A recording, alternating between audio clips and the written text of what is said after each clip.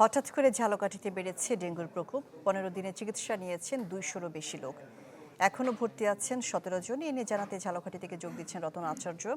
রতন, হঠাৎ করে ঝালকাঠিতে ডেঙ্গুর বিস্তারের কারণ কি? এ বিষয়ে সিটি কর্পোরেশন কি বলছে?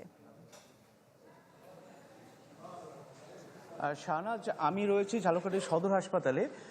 ঝালকাঠিতে হঠাৎ করেই কিন্তু ডেঙ্গুর প্রকোপটা বেড়ে গেছে।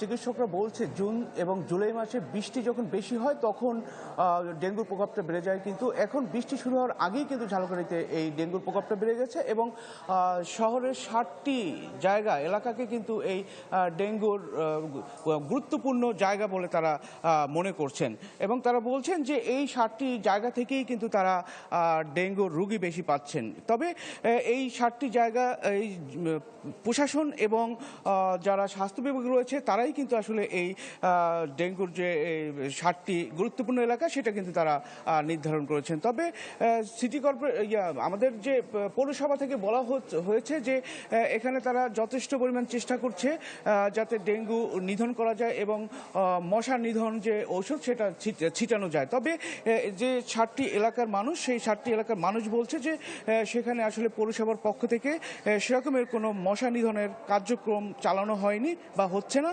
এছাড়াও একটু বৃষ্টি হলেই সেখানে পানি জমে যায়, যে কারণে আসলে এই এলাকায় ডেঙ্গু বৃদ্ধি পায়। তবে ঝালকাঠিতে এখন পর্যন্ত বিভিন্ন হাসপাতালে কিন্তু ভর্তি রয়েছে 17 জন। এদের মধ্যে ঝালকাঠির যে সদর হাসপাতাল সেখানে 9 জন ভর্তি রয়েছে। এদের মধ্যে শিশু, নারী এবং বৃদ্ধও রয়েছে। তো শাহনাজ, এই ছিল ডেঙ্গু বিষয় নিয়ে ঝালকাঠি থেকে আমার কাছে সর্বশেষ। জি, রতন আচার্য ঝালকাঠি থেকে ডেঙ্গুর প্রকোপ নিয়ে জানাচ্ছিলেন রতন আচার্য।